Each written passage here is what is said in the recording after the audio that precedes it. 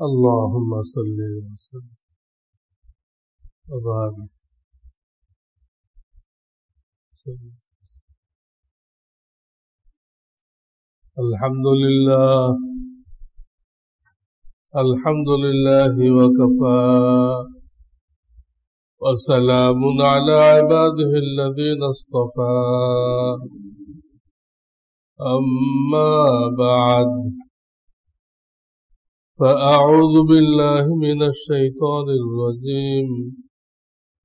بسم الله الرحمن الرحيم. لقد كان لسبإ في مسكنهم آية جنتان عن يمين وشمال كلوا من رزق ربكم واشكروا له بلدة طيبة ورب غفور.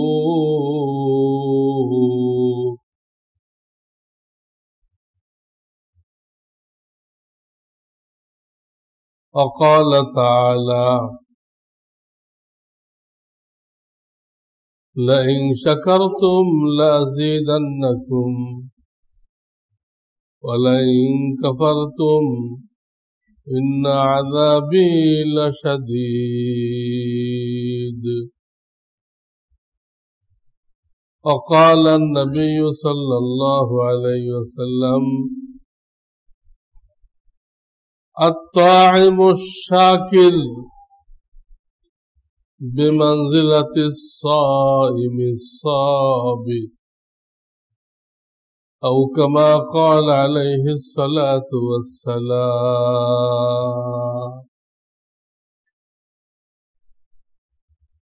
बुजुर्गान मोहतरम,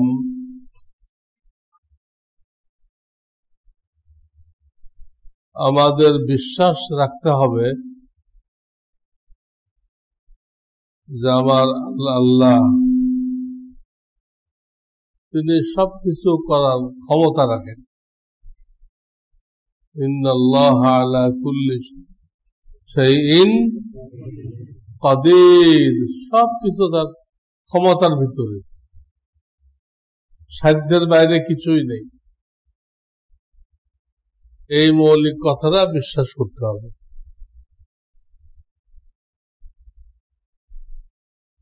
তবে সবকিছু তিনি করেন না, শক্তি আছে কিন্তু করেন না। কেন? তার যে মর্যাদা, তার যে শান, এই শানের সাথে ওটা যায় না, ওটা মেলে না। অনেক কিছু যতই শক্তি থাকুক তিনি এটা করবেন না। যারা শিরক করতেছে, মূর্তি পূজা করতেছে, অগ্নি পূজা করতেছে, আল্লাহ চাইলে কি তাদেরকে মাফ করতে পারেন না? পারেন। কিন্তু তিনি কোরআনে বলে দিচ্ছেন আমি এদেরকে মাফ করব না।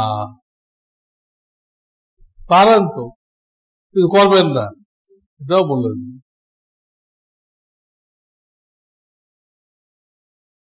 তিনি ঘুমাইতে পারেন না, ঘুমানোর শক্তি নেই, তার শক্তি আছে। কিন্তু আয়াতুল কুরসিতে আপনি কি পড়তেছেন? আপনি যে প্রত্যেকদিন আয়াতুল কুরসি পড়তেছেন, 5 ওয়াক্ত নামাজের পরে যারা আয়াতুল কুরসি পড়ে, হাদিসে আসছে তাদের জান্নাতে ঢুকতে একটা বাধা, আর কোনো বাধা নেই। সেটা হলো তার এখনো মৃত্যু হয় নাই। মৃত্যু, আর মৃত্যু এমন একটা সেতু, ব্রিজ, এটা ছাড়া জান্নাতে যাওয়া যায় না। জান্নাতে যাওয়ার ব্রিজ। এই জন্য মুমিন মৃত্যুকে ভয় পায় না, কিন্তু ব্রিজকে আবার ভয় পায় কে? হ্যাঁ, তো আল্লাহ ঘুমানোর ক্ষমতা রাখেন, কিন্তু লা তাখুযুহু সিনাতু ওয়ালা নাওম, আছে না আয়াতুল কুরসিতে? আল্লাহর জিমটিও আসে না, ঘুমানো না। সিনাতুন মানে জিমটি, লা তাখুযুহু সিনাতুন ওয়ালা নাওম। নাওম মানে ঘুমাতে পারেন, কিন্তু কোনদিন তিনি ঘুমান নাই, ঘুমাবেন না। এই হইল আল্লাহ সম্পর্কে একটা বিশ্বাস। এই রব্বুল আলামিন সবকিছু শক্তি থাকা সত্ত্বেও তিনি কিন্তু একটা নীতির উপরে চলেন, এলোমেলো চলেন না। একটা নীতির উপরে চলেন। এক একজনের জন্য এক এক নীতি, এরকম না, নির্দিষ্ট নীতির উপর চলেন। উদাহরণস্বরূপ, আল্লাহর সাহায্য মাজলুমের সাথে, জালেমের সাথে, জালেমের সাথে না। এখন মুসলমান হয়েছে জালেম, আর কাফের হয়েছে মাজলুম। কাফের আল্লাহর দুশমন, সে হইল মাজলুম। আল্লাহর সাহায্য কার সাথে থাকবে? কাফেরের সাথে থাকবে, মুসলমানের সাথে থাকবে না। ওই যে আল্লাহর ফর্মুলা, আমি মাজলুমের সাথে। এই ফর্মুলার কারণে কাফের আল্লাহ সাহায্য পাইতেছে। এই সাহায্যের দ্বারাই তো চেঙ্গিস খান মুসলমানদেরকে কচু কাটা করছে। চেঙ্গিস খান মজলুম ছিল,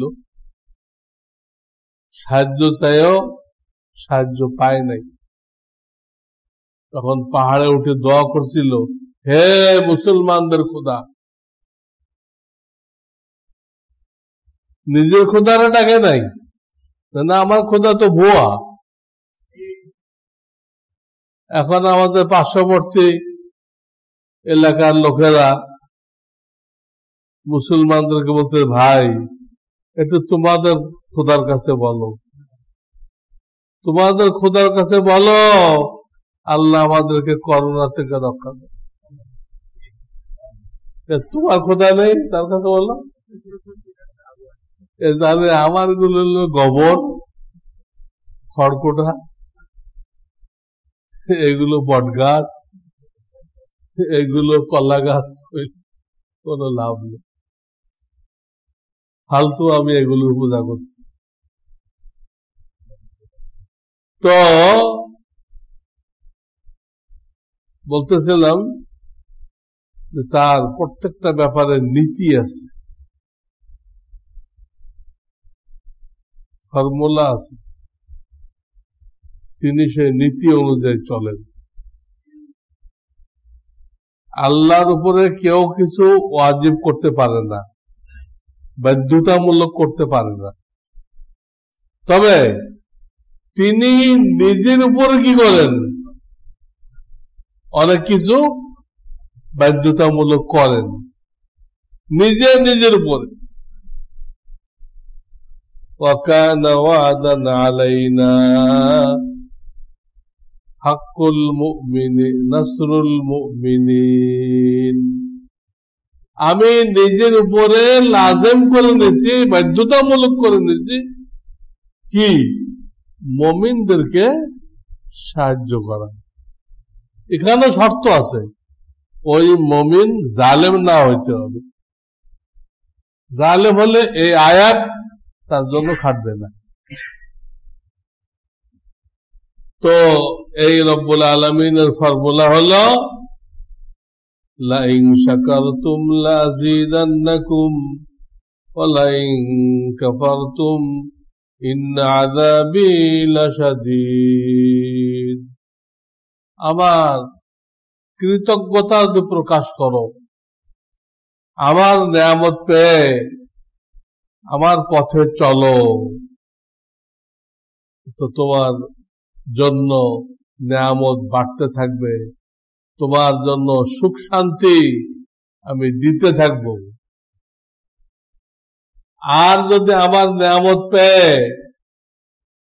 তুমি অন্যায় পথে চলো, দুর্বৃত্ত হয়ে যাও, দৈত্য দানব হয়ে যাও, নাশুকরি করো, অকৃতজ্ঞ হও, তো জেনে রাখো নিয়ামত তোমার কাছে থাকবে না, ছিনাই নিব। আমি দিছিলাম, আমি ছিনাই নিব। খালি তাই না, তুমি যদি অন্যায় করছো তোমাকে পাকড়াও করবো। আর আল্লাহ যে পাকড়াও করবে এতে ছুটার কোনো কায়দা নেই, কোনো মহাশক্তি নেই যে আল্লাহ পাকড়াও করলে যে ছুটে আসবে, কোন শক্তি নেই। ইন্না বাতশা রাব্বিকা লাশাদীদ, কত বড় বড় রাজা বাদশা চলে গেছে, সব মৃত্যুর কোলে ঢলে পড়ছে। মৃত্যুর কোলে কাউকে পানি দিয়ে, কাউকে মাটি দিয়ে, কাউকে মশা দিয়ে, সব তো আল্লাহর সেনাবাহিনী। যত মাখলুক দেখতেছেন সব আল্লাহ সেনাবাহিনী, আল্লাহর গোলাম। এর যে কোনো একটাকে আমাদের বিরুদ্ধে করে দিলে আমরা ধ্বংস, যে কোনো একটা। এখন বন্যা হইতেছে, পানি আল্লাহর গোলাম, পানি কি অর্ডার করছেন 20 ফুট উঁচা হয়ে আসতেছে, আর সব ধ্বংস করে দিচ্ছে, ধ্বংস করে দিচ্ছে। বাংলাদেশে তো আল্লাহর মেহরবানি খুব হালকা। মেইন হইতেছে কোথায়? আমাদের বন্ধু রাষ্ট্র, বুঝছেন তো, তথাকথিত বন্ধু রাষ্ট্রে আসল এটা গজবটা হইতেছে। এই হলো আল্লাহর ফর্মুলা। ইবাদত করবেন, আল্লাহর নিয়ামত খেয়ে নিয়ামত বাড়বে। দান করবেন, আপনার পয়সা বাড়বে, কমবে না। নাশুকরি করবেন, বখিলি করবেন, আল্লাহ নিয়ে দেবে। আমি আর একদিন ঘটনা বলছিলাম না, এক টাকলা মনে পড়ে, আর এক কুষ্ঠ রোগী, আর এক অন্ধ, দুইজনে নাশুকরি করছিল, কুষ্ঠওয়ালা আর টাকলা। আর বকরিওয়ালা কি করছিল? শুকরিয়া আদায় করছিল। এর বকরি আল্লাহ বাড়াই দিছে, আর ওই দুজনের উট আর গরু নিয়ে গেছে, সব 1 সেকেন্ডের মধ্যে ধ্বংস। মূলত কোরআনে কারীম কোন কিসসা কাহিনীর কিতাব না, এটা কোনো ঐতিহাসিক বই না। কোরআন কি ইতিহাসের কিতাব? কিন্তু আল্লাহর হুকুম এখানে। এর মধ্যে ফাঁকে ফাঁকে আল্লাহ কিছু ঘটনা বলেন আমাদেরকে নসিহত করার জন্য। নসিহতের দ্বারা কথাটা দিলের মধ্যে বেশি বসে। ঘটনার মাধ্যমে কইলে অমুক এই করছিল, এই হয়েছে, অমুক এই করছিল, এই হয়েছে, মসজিদ ভাঙছিল, এই হয়েছে, কোরআনের 26টা আয়াত সংশোধন করতে চাইছিল, এই হয়েছে। কোরআন সংশোধনের মাথা আসলো কেমন? কোরআন সংশোধন করা যাবে এই কথাটা মাথা আসলো কেমনে?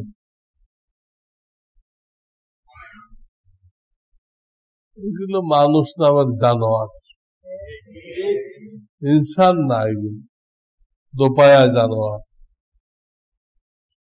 তো কোরআন কোন কিসসার বই না, কিন্তু বলেন আল্লাহ ওই কিসসার বাঁকে বাঁকে নসিহত থাকে, বাঁকে বাঁকে ফাঁকে ফাঁকে কি থাকে? নসিহত থাকে। ওই নসিহত গুলোর জন্যই বলেন মুসা আলাইহিস সালামের কিসসা কইছেন, ঈসা আলাইহিস সালামের কিসসা কইছেন, দাউদ আলাইহিস সালামের কিসসা কইছেন, কারুনের কিসসা কইছেন, হাবিবে নাজ্জারের কথা কইছেন, ফিরাউনের কিসসা কইছেন না? এগুলো কিসসা শোনানোর জন্য বলেন নাই, ওখানে বিশাল একটা নসিহত আছে। এই নসিহতটা যদি তাফসীর করতেছে সে ওই নসিহতটা বের করতে না পারে, খালি ঘটনা বলে দেয়, তাহলে তাফসীর হলো না, কোরআন চিরন্তন কিতাব হলো না। বনি ইসরাইল শনিবারে মাছ ধরা নিষেধ, তারা চারো দিয়ে আটকায় রবিবারে ধরলো, ধরতে দেয় সব কি হয়ে গেল, শুকর আর বানর হয়ে গেল। এটুক কয়ে আপনি চলে গেলেন, তাহলে কোরআন চিরন্তন কিতাব হলো না। আপনাকে এখানে বলতে হবে তারা অর্থনৈতিক সীমারেখা লঙ্ঘন করছিল, অর্থনৈতিক সীমারেখা লঙ্ঘন করছিল। আমরাও যদি করি, আমরা হারাম কামাই করতেছি না, আমরা হাজারো লোক হারাম ইনকাম করতেছি কিনা, আমাদেরকেও হাসরের ময়দানে শুকর আর বান্দর হয়ে উঠতে হবে। দুনিয়াতে আল্লাহ তাআলা একটা কারণে করতেছেন না, কারণটা এই, আমাদের প্রিয় নবীজি দোয়া করে গেছেন যে আল্লাহ আমার উম্মতকে চেহারা বিগড়াই দিও না, শুকর বন্দর বানাই দিও না। ওরা যদি উপযুক্ত হয় তা আমার খাতিরে দুনিয়ায় এই শাস্তি দেন না, আখিরাতে যা করেন করেন। এই দোয়াটার কারণে আমরা এই উল্টা করেও শুকর বন্দর হইতেছে না। এক আল্লাহওয়ালা ইমাম সাহেব ছিল, উনি যখন নাকি মসজিদে ঢুকতেন এই জুমার দিন, রুমাল একদম মুড়ি দিয়ে, একদম বেশি করে মুড়ি দিয়ে ঢুকতেন। লোকেরা বোঝে না এত ঘুমটা দিয়ে কেন ঢোকেন উনি। পরে একদিন এক লোক সাহস করে জিজ্ঞেস, হুজুর আপনি এইভাবে ঘুমটা দিয়ে ঢোকেন কেন? স্বাভাবিক ঢোকেন। ভাই স্বাভাবিক ঢুকে না, এই জন্য আমি যে মসজিদে ঢুকি মানুষ তো দেখি না, যে ওখানে একটা কুকুর বসে আছে, শিয়াল বসে আছে, সাপ বসে আছে, বাঘ বসে আছে, মানুষ দেখি না, তো ভয় লাগে। সব এত জন্তু জানোয়ার, যাতে এগুলো নজরে না পড়ে এই জন্য আমি কি করি, চেহারা ঢাকে তারপরে আসি। যার ভিতরে যে জানোয়ারের খাসলাত আছে উনি কাশ্মের দ্বারা ওটা দেখতে পান। সাপের খাসলাত কি, তার কোনো ক্ষতি নেই, কিন্তু আর একজনকে ক্ষতি করবে,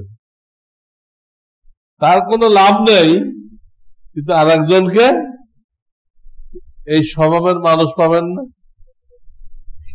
সেই লোকটার কোনো লাভ নেই, আর একজনকে ক্ষতি করতেছে, তারে উঠতে দিচ্ছে না, ও আমার আগে যাবে কেন, ওই লোকটা সাপ হয়ে গেছে, সাপ হয়ে গেছে। এক একটা জানোয়ারের এক একটা বৈশিষ্ট্য। কুকুর পালা নিষেধ কেন? কুকুর খুব হিংসুক, তার স্বজাতির প্রতি কোনো দরদ নেই। একটা মরা গরু 10 দিনও খেয়ে পারবে না, কিন্তু আরেকটা কুকুরকে বেঁধে দেবে না, হিংসুক। পালা নিষেধ এই জন্য, যাতে পালে সেও কি হয়ে যায়, হিংসুক হয়ে যায়, মনুষ্যত্ব থাকে না। অন্য ভাইয়ের জন্য যে দরদ থাকতে হবে, আমার অন্য ভাইকেও দাওয়াত দিয়ে আমার সাথে বেসতে নিতে হবে, আল্লাহ দায়িত্ব দিছে। অন্য ভাইদেরকে দাওয়াত দিয়ে, কাফের শুধু মুসলমানের কথা করতেছে না, কাফেরকেও দাওয়াত দিয়ে কি করতে হবে? কাফেরের বাবা আদম, আমার বাবা আদম। ওই কাফেরের মাও কে? হাওয়া। আমার মাও কে? হাওয়া। আপনার দুজন ভাই ভাই। আমি ভাগ্যক্রমে মুসলমানের কাতারে পড়ছি, ও অমুসলমানের কাতারে পড়ে গেছে। ভাই তো আমার, ওরা বুঝায় নিতে হবে। এরা বুঝায় নিতে গেলে আমার ভিতরে দরদ থাকতে হবে। কুকুর পাললে এই দরদটা থাকে না। কুকুরের সোহবাতে এই দরদটা কি হয়ে যায়? নষ্ট হয়ে যায়। তখন সে সুদ ঘুষ সব খাইতে পারে, দরদ তো নেই। এই লোকের তো আমি ঘুষ দিচ্ছি, এই লোকটা জমি বিক্রি করে দিচ্ছে, এ চলবে কেমনে? এই দরদ, এই চিন্তা তার মাথার মধ্যে। এক এক মানুষের ভিতরে এক এক জানোয়ারের স্বভাব আছে। এই জন্য আল্লাহ আল্লাহদের সোহবাত জরুরি। আল্লাহ আল্লাহদের সোহবাতে গেলে তারা ওইগুলো ধরাই দেয়, তোমার ভিতরে এই রোগ আছে, এটা ঠিক করো। আর না, তুমি মানুষের কাতারে আসবা না, তুমি জানোয়ারের কাতারে থাকবা। তোমার যত এলেম থাকুক, যত বুজুর্গি থাকুক, যত পানির উপরে যায় নামাজ বিছায় নামাজ পড়ো, পানির উপরে যায় নামাজ বিছায় নামাজ পড়ো, যত হাওয়ার উপর দিয়ে উড়ো, কিন্তু তুমি এখনো মানুষ হও নাই। এইগুলো হিন্দু যুগেরাও পারে, হাওয়ার উপর দিয়ে উঠতে হিন্দু যুগেরাও পারে। সাধনা করতে করতে দুনিয়াতে পেয়ে গেছে। দুনিয়াতে এক হিন্দু যুগী ছিল, যে কোনো রোগীর দিকে একবার নজর দিছে সে সুস্থ হয়ে দিচ্ছে, অথচ সে কাফের। আল্লাহ দেয়, কাফেরকেও দিছে, শয়তানকেও দিছে, দাজ্জালকেও দিবে, বিরাট ক্ষমতা দিবে। দাজ্জাল মানুষের চোখের মধ্যে এমন ধাঁধা লাগাই দিবে, তার প্রথম একদিন আমাদের কাছে 1 বছর মনে হবে, অথচ দিন রাত সব হইতেছে, দিন রাত। কিন্তু আমরা কি দেখবো? 1 বছরের মধ্যে কোনো বেলা ওঠে নাই, সূর্য ওঠে নাই, চোখের ভিতরে জাদু করবে। দাজ্জাল চোখের মধ্যে জাদু করবে। আল্লাহ কতটা পাওয়ার দিছে আমাদের ইমানের পরীক্ষা নেওয়ার জন্য। তো আমি একটা কিস্সা শুরু করছিলাম, দেখি কতটুকু বলা যায়। এই কিস্সাটা 22 পারায় সূরা সাবা 34 নম্বর সূরা, 114টা না সূরা, 34 আয়াত নম্বর 15। এখানে সাবা আসলে একটা ব্যক্তির নাম ছিল, যে আমাদের নবী আগমন সম্পর্কে, নবীদের আসতেছে, কিছুদিন পরে আসবে, এই ব্যাপারে সে অনেক কথা বলে গেছে, এবং আমাদের নবী আলাইহিস সালামের প্রশংসায় অনেক কবিতাও সে আবৃত্তি করছে। ভালো মানুষ ছিল। তার 10টা সন্তান ছিল, 6 জন বসবাস করত ইয়ামানে, আর 4 জন করত শামে। এই লোকের নামে তার ছেলেদের যত খানদান, তাদেরকে বলা হয় কওমে সাবা, বলা হয় কওমে সাবা। কিন্তু ওই লোকটার নাম তো ওই যে তো পূর্বপুরুষের নাম দিয়ে তো লেখে, একটা মানুষকে পরিচিত করে না, পূর্বপুরুষ দিয়ে। কেউ তার নামে শেষে লিখতেছে বাস্তবে সিদ্দিকী, মানে সে হযরত আবু বকর সিদ্দিক রাদিয়াল্লাহু তাআলা আনহুর খানদান। কেউ লিখতেছে আলাউই, হযরত আলী রাদিয়াল্লাহু তাআলা আনহুর খানদান, এগুলো লিখতেছে। এগুলো খুব বুজুর্গ ছিল। রানী বিলকিসের কথা শোনেন নাই? রানী বিলকিস তার গোত্রের লোক ছিল, সাবা গোত্রের একজন মহিলা ছিল, বাদশা ছিল। সে তো পরবর্তীতে হযরত সুলাইমান আলাইহিস সালাম তার সিংহাসনও নিয়ে গেলেন, তাকেও নিয়ে গেলেন, এবং এক পর্যায়ে তাকে মুসলমান বানায় কি করলেন? বিবাহ করলেন। এবং তাকে দেখার জন্য শুনছিলেন তার পায়ের মধ্যে বড় বড় লোম আছে, সত্যকে না দেখার জন্য এটা আজীব বুদ্ধি বের করছে। এখান থেকে প্রমাণ হয় কোন মেয়েকে বিবাহ করতে চাইলে তার আগে দেখে নেওয়া। একটা লোক মেয়েরে নিয়ে সারা জীবন কাটাবে, দেখে নেই কি ভূত আসতেছে না পেতনিয়া কি আসতেছে। সুলাইমান সালাম নিজে দেখে নিছেন, পানির উপর দিয়ে কাজ দিছেন, বিলকিস তো বোঝা নাই। হ্যাঁ, ও তো পাজামা তুলছে হাঁটু পর্যন্ত। পানির উপর দিয়ে কাজ দিলে ওই কাজটা বোঝা যায় না। ও দেখে আমি পথে দেখতেছি পথে কত জায়গা আছে পানি, এই অল্প না, এক হাতে কম পানি, এর মধ্যে দিয়ে দেখতে হবে, পাজামা ওঠাবে না। পরে বললেন আপনার পাজামা ওঠানোর দরকার নেই, এখানে কাজ দেওয়া আছে, আপনি হেঁটে চলে যান।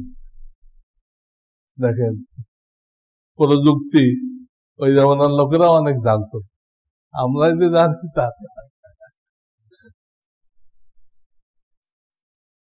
আল্লাহ রাব্বুল আলামিন এই জাতিকে, ইয়ামানের রাজধানী হলো সনা, এই সনা থেকে 3 মাইল দূরে একটা শহর আছে, সেই শহরের নাম হলো মাআরিব। কি নাম? এই শহরে এই গোত্রকে আবাদ করছিলেন, এদেরকে এত নেয়ামত দিছিলেন যে বলে শেষ করা যাবে না, এত নেয়ামত দিছিলেন। এক জামানায় তো প্রত্যেক বছর বন্যা হইতো, আর সব ক্ষয়ক্ষতি হয়ে যেত, মরতো না, ক্ষয়ক্ষতি হয়ে যেত, সব পরিবর্তন করে দিলেন। বন্যাটা আসতো কই থেকে? ওই শহরের 2 প্রান্তে 2টা বিশাল পাহাড় আছে,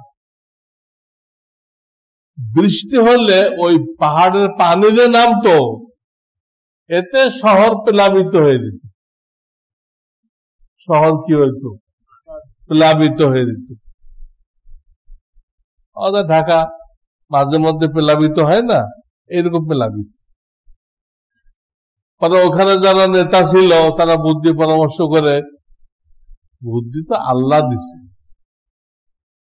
আল্লাহ দেয় কিন্তু মাধ্যমে দেয়, ডাইরেক্ট দেয় না।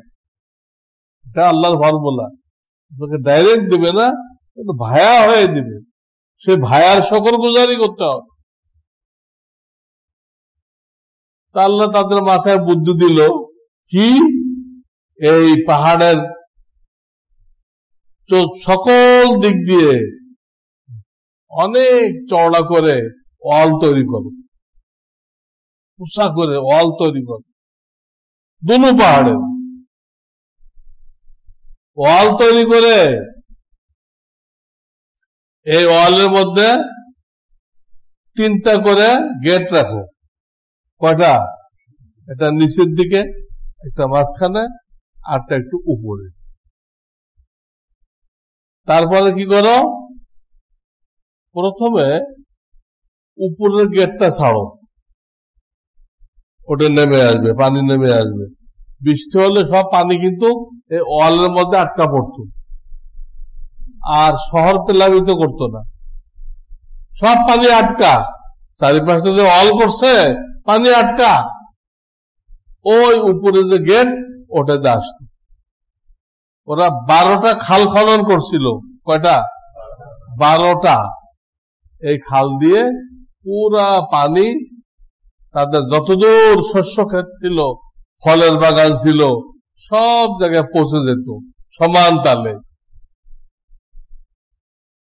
এরপর যখন উপরের গেট দিয়ে পানি আসতো না, পানির লেভেল নেমে গেছে, তখন কোনটা খুলতো?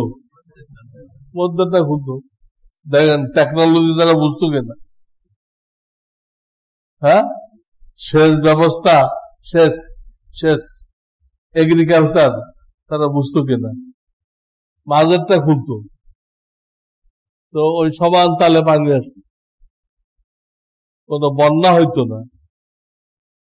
তো ফল ফুল দিয়ে আল্লাহ ভরে দিছে, মাঝেরটাও পানি আসে না, তখন খুলতে করতো নিচেরটা। এই করতে করতে বছর পার হয়ে যেত। ইতিমধ্যে আবার বর্ষাকাল আসতো, আবার ভরে যেত, আবার এরকম করত। এইভাবে পাহাড়ের যে বন্যা, এই বন্যা আল্লাহ কন্ট্রোল করে দিলেন। সুন্দর। এবং তাদের যে ফলের বাগান দিলেন, জান্নাতান আন ইয়ামিনিন ওয়া শিমাল, শহরের ডান পাশে আর বাম পাশে বিশাল ফলের বাগান, একজনের না, হাজার হাজার লোকের, কিন্তু সবগুলো মিলে মনে হয় একটা বাগান। আসলে মোট 2টো বাগান না, হাজার হাজার বাগান, যেহেতু একটার সাথে একটা লাগানো, ঘন, দেখলে মনে হয় কয়টা? হ্যাঁ, এক লাইনে 1000 বাগান, কিন্তু সব মিশানো হওয়ার কারণে একটা। আল্লাহ 2টা বাগান করছে, জান্নাতান আন ইয়ামিনিন ওয়া শিমাল, এই 2টা বাগান দিচ্ছেন। সেই বাগানের বৈশিষ্ট্য এই যে আপনাকে ফল পেড়ে খাইতে হবে না, আপনি একটু খালি একটা টুকরি মাথায় করে এই বাগানের ফল গাছের নিচ দিয়ে হেঁটে যাবেন, কদ্দূর গেলে আপনার টুকরি ফলে কি হয়ে যাবে? ভরে যাবে। এই হলো আপনার ফলের বাগানের অবস্থা। ভূস্বর্গ, এক ভূস্বর্গ, এত ফল আল্লাহ দিচ্ছে তাদেরকে, এই কওমকে। আর তাদের শহর ছিল খুব আজীব, এত সুন্দর, এত পরিষ্কার পরিচ্ছন্ন, এত স্বাস্থ্যকর, সেখানে কোনো মশা মাছি ছিল না, কোনো, বিলকুল না। এমনকি তাফসীর কিতাবে লিখছে, কোন মুসাফির যদি বাইরের থেকে আসতো, যে তার কাপড়ের মধ্যে করে সারপোকা লয়ে এসে, আরে না, একজন আছে, এই শহরে ঢুকলে ওই সারপোকা অটোমেটিক মরে যেত। এমন আবহাওয়া আল্লাহ দিছিলেন এদেরকে, এখানে তো হইতোই না, বাইরের থেকে আসলে এটাও মরে যেত। আর সবচেয়ে বরকত শহর হলো শাম, যেটা এখন ভাগ হয়ে সিরিয়া, জর্ডান, ফিলিস্তিন, লেবানন, বাইরুত, কি অনেকগুলো হয়েছে এখন। এটা আগের যুগের ব্যাপারে এগুলো সব একটা, এর নাম হলো শাম দেশ। শাম এখন 5-7 টুকরা হয়ে গেছে। ব্যবসা, সমস্ত নবীরা কিন্তু এখানে আসছে, অধিকাংশ নবীরা এখানে আগমন করছেন আলাইহিসসালাম। তো এটা বিশ্ব মার্কেট ছিল তখন। আমেরিকা যে ট্রেড মার্ক ছিল, ট্রেড মার্কেট, যেটা আর কি বিমান হামলা করে তারা নিজেরাই ভেঙে দিল, নিজেরাই ভাঙছে, কিন্তু একটা পুরান হয়ে গেছিল, ওটা আবার নতুন করে গড়তে হবে, এটা ভেঙে সারা দুনিয়ায় ট্যাক্স বসাইতে হবে, তোমরা ভাঙছো, ট্যাক্স দাও, ওই টাকা দিয়ে আবার বানাবে। ভাঙছে তারা, আর দোষ দিতে কাদেরকে? মুসলমানদের। কাফেরদের টেকনিক শয়তানি ধরা মুশকিল। তা নাহলে একটা ইহুদি মরে নাই কেন? এই ট্রেড সেন্টারে 30,000 ইহুদি চাকরি করতো, একজন তো মরে নাই। তারা ওই দিন কেউ যায় নাই, যায় না, আজকেই হবে। তারাই করছে সবকিছুর মূলিত।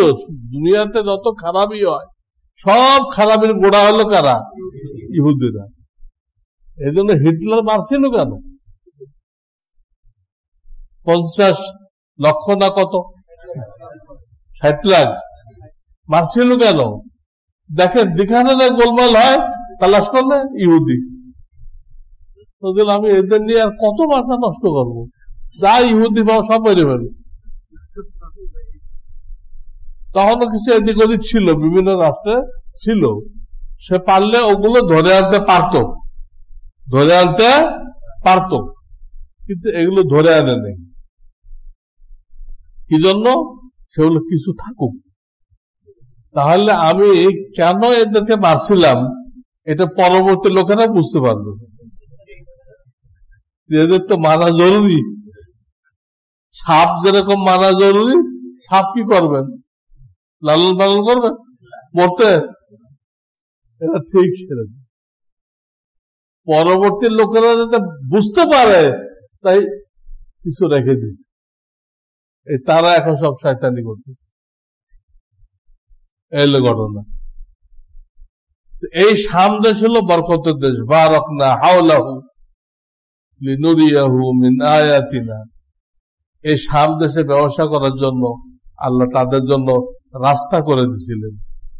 রাস্তা, সেখান থেকে প্রচুর তারা ব্যবসা করত, এবং সে রাস্তা এত নিরাপদ, কোন সময় কোন চুরি ডাকাতি কিছুই হতো না।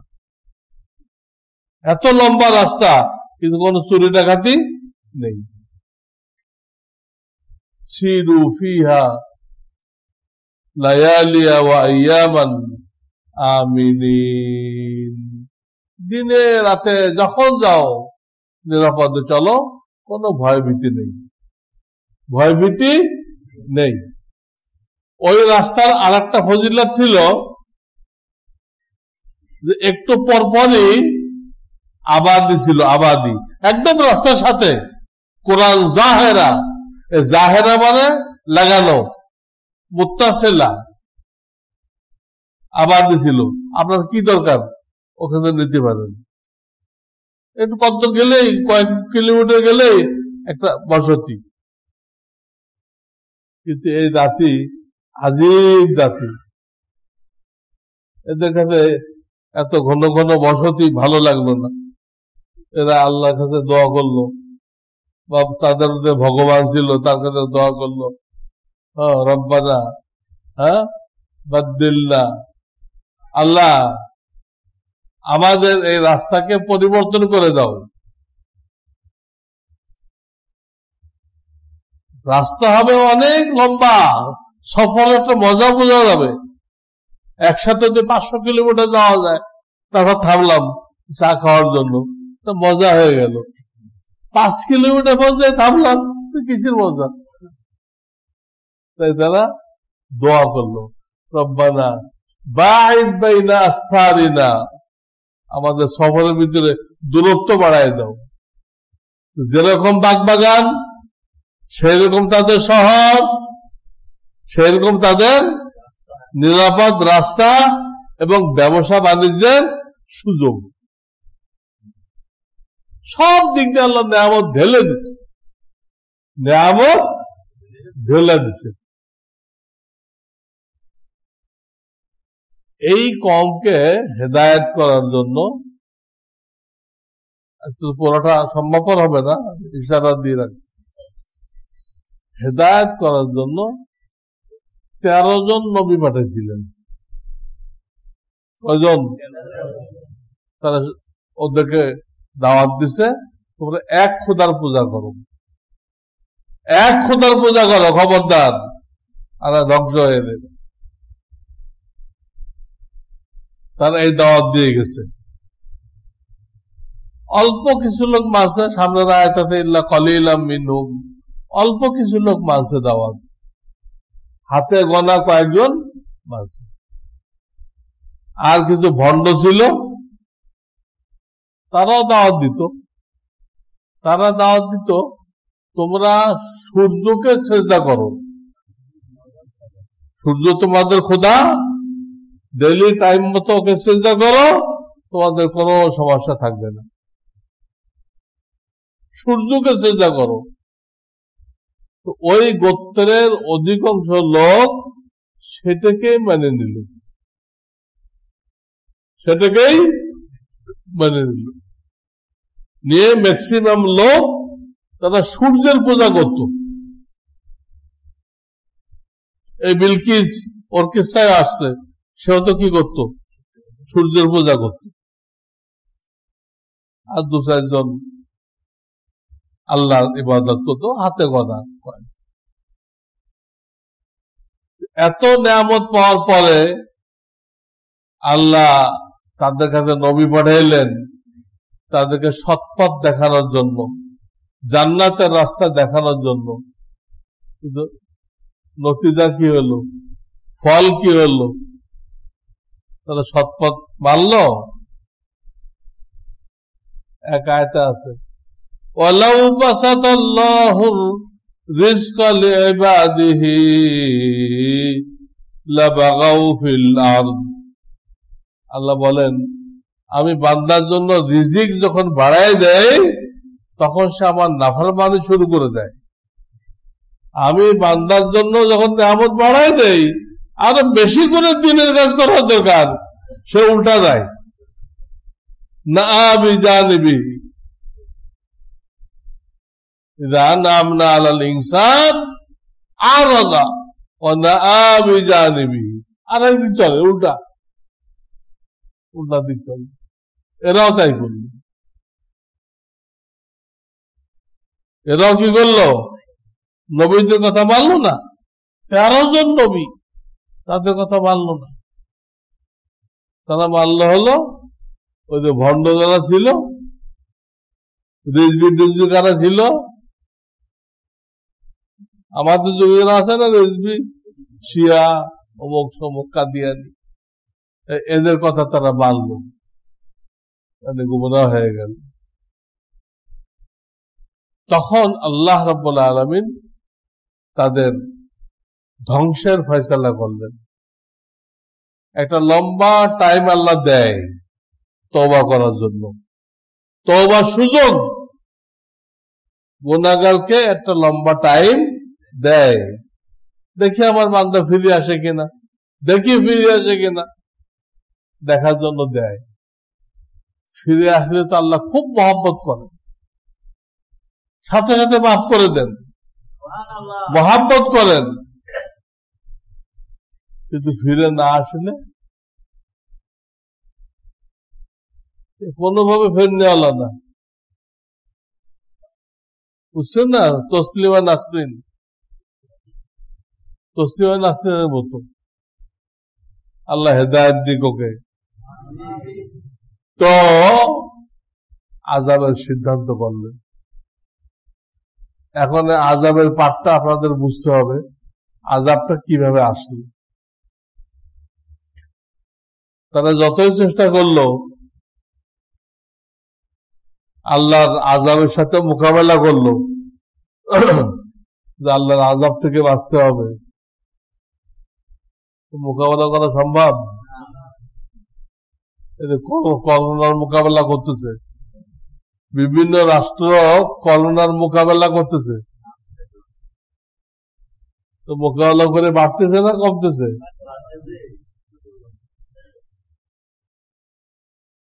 করোনায় তো আরো ভাইরাস নিয়ে আসতেছে, হ্যাঁ, ব্ল্যাক ফাঙ্গাস, হ্যাঁ হ্যাঁ,